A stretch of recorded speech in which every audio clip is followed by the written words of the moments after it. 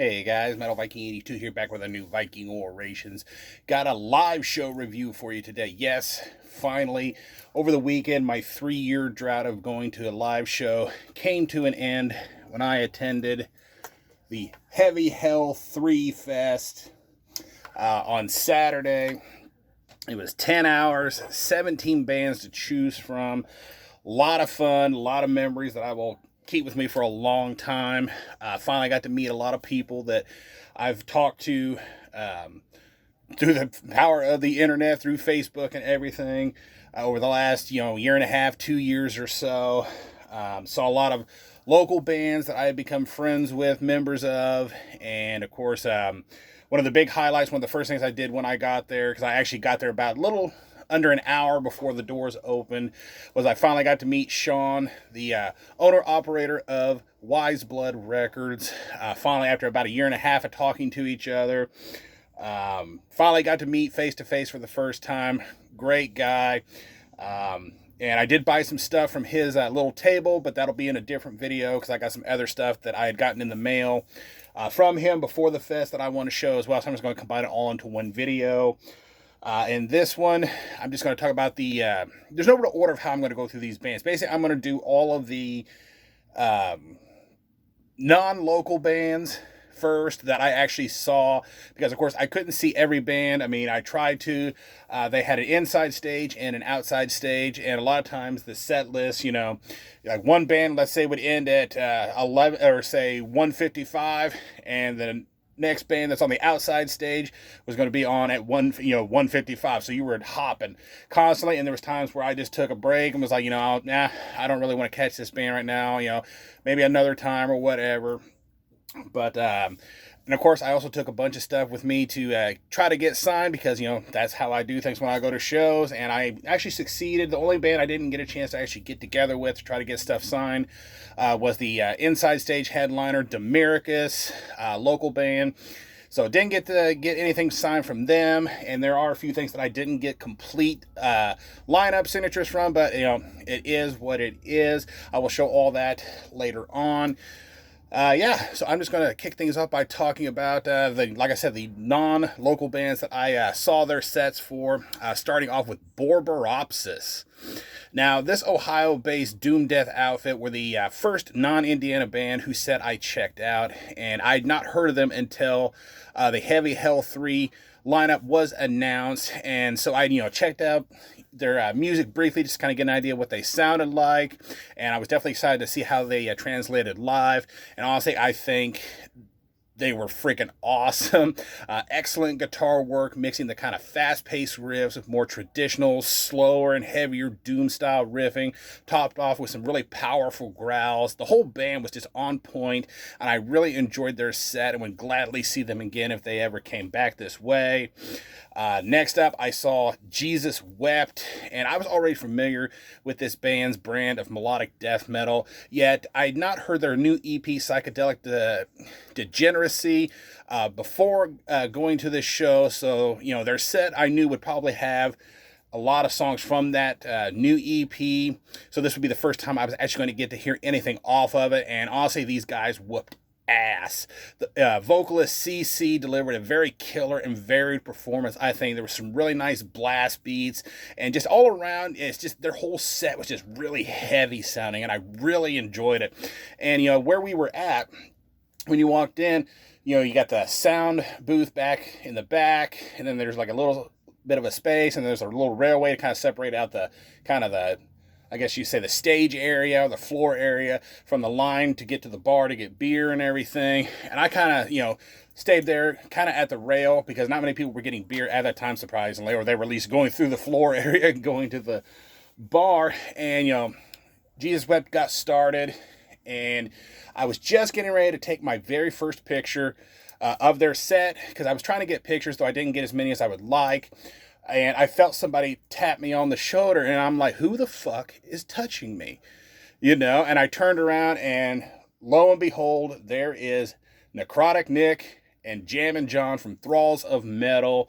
I had found out a couple days before that they were actually going to be at the show, and I was very excited because we'd always talked about how great it would be to meet each other in person and see a show, and we were finally doing it, though I wasn't sure when they were going to show up. So to turn around and see Nick's smiling face and him go, "What's up?"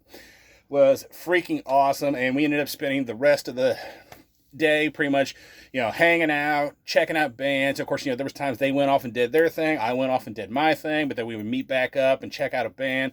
Just an all-around great time. So John and Nick, you guys are fucking awesome. It's so great to finally meet you. All right, so the next band, Molder, and this was one of the bands that I was not going to miss their set, and holy shit, they delivered.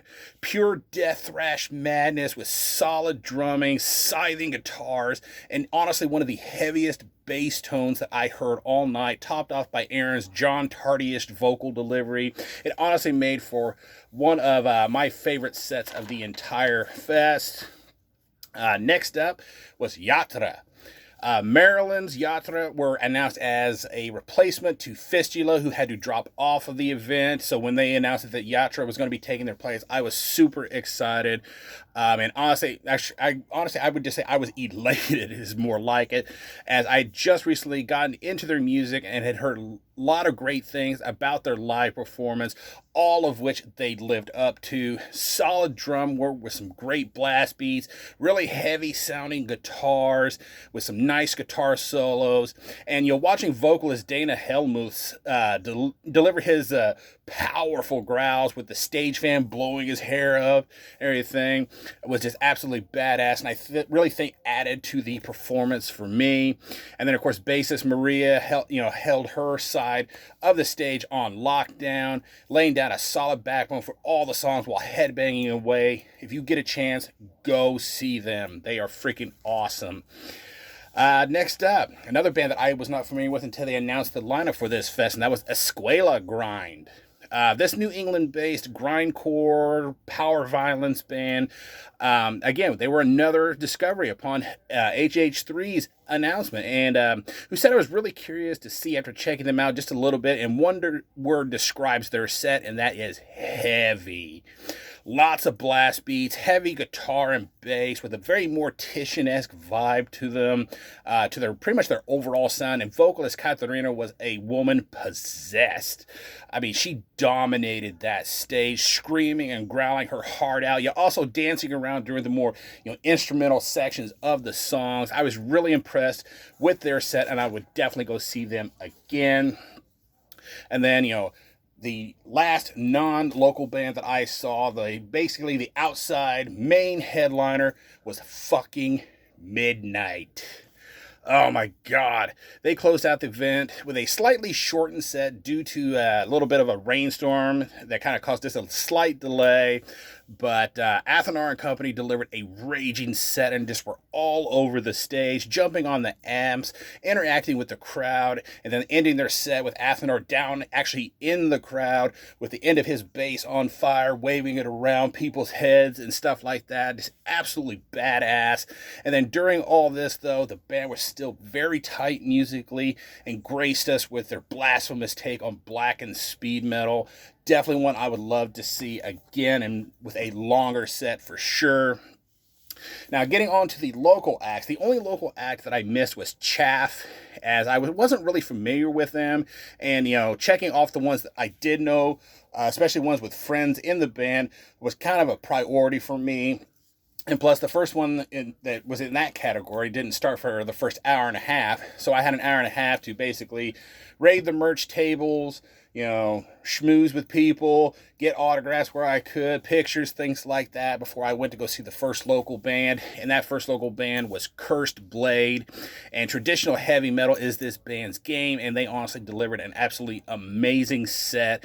Everyone sounded tight, and Ty Wilson's vocals sounded, absolutely killer. It was really cool to see him go from a growl to a really high falsetto scream effortlessly, as on their 2-song demo, he actually doesn't growl. He has been in death metal bands, but he doesn't growl on the Cursed Blade demo. So to see him do a growl and then go straight into a high falsetto effortlessly was absolutely awesome. And then of course at one point they passed out these inflatable swords to the crowd, and they were using them and just interacting with the crowd. Just really awesome. It was just a cool little touch to their set. Next up, I saw Cadaverous, and I got inside halfway through their first song because I was kind of busy raiding the Molder table. But their live sound is just absolutely badass. The bass sounded massive. Great drum performance here. And Jesse's guitar and vocals were both brutal and on point. Definitely want to see these dudes again at some point. Next up, we had Wraith, and they delivered such an energetic set. Just pure blackened speed thrash with solid performances from everybody involved. Lots of headbanging going on. And I was talking to Ty Winslow from Cursed Blade during their set, and he said, I think he described it best when he said, I'm not a fighter, but when they're playing, I'm ready to fight. And that's the kind of energy this band gives you when you see them live. Next up, we have Obscene, one of my most anticipated ones to see live. I've heard a lot of great things about this indie death unit's live performance, and they not only lived up to my expectations, they exceeded them effortlessly. Of course, they had to start their set off with the single from their excellent second album, From Dead Horizon to Dead Horizon. So they kick things off with Deathless Demigod, arguably one of the most catchy and stick-in-your-head rhythmed songs off of that album. But damn, I loved every fucking minute of it. And I've seen Brandon Howe, the drummer, 2 times previously fronting Summon the Destroyer. So I've seen him perform vocals live, but I've never seen him do drums. And honestly, he was absolutely solid behind the kit. Great blast beats, flawlessly executed patterns, rolls, and fills, and his double bass work was on point. Kyle Shaw is a madman on stage, and his vocals were as sick as on the albums, and his poking fun at Sean from Wise Blood was hilarious. And I was told afterwards by Sean himself that they had actually planned on giving him a stone cold stunner on stage, but at the last minute, Kyle kind of pulled out from the idea. I don't know, probably because they didn't want to get hurt. But yes, if you get a chance to see Obscene, because I know they're supposed to be going on a tour here soon, go check them out. And finally, the headlining band locally on the inside stage was Demiricus, and after being a fan of this band for years, it was great to finally make seeing them live a reality. Despite playing a shortened set, much like Midnight did, they were still on fire. Amazing guitar work, Nate's vicious sounding vocals, and his really thick sounding bass, mixed with Dustin's fantastic double bass work and blasting, made for an absolutely killer set that makes me want to see them again for sure. And Nate's interaction with the crowd was just so awesome. The banter between him and the crowd. There was one point where he, not long into the set, he asked how everybody was enjoying the day. And then, so he was like, we're going to have to play a shortened set, do some rain or some bullshit. I don't know what's going on. And some guy was like, bullshit. And without even missing a beat, he's like, fuck you. And then just went right into the next song. So yeah, definitely go check out Demiricus if you get a chance to see them live. Yeah, that is going to do it for this portion of the review.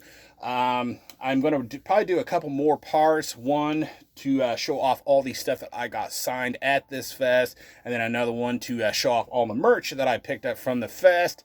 So yeah, that was going to do it for this part. As I said, thank you guys so much for watching and subscribing, and until next time, stay brutal.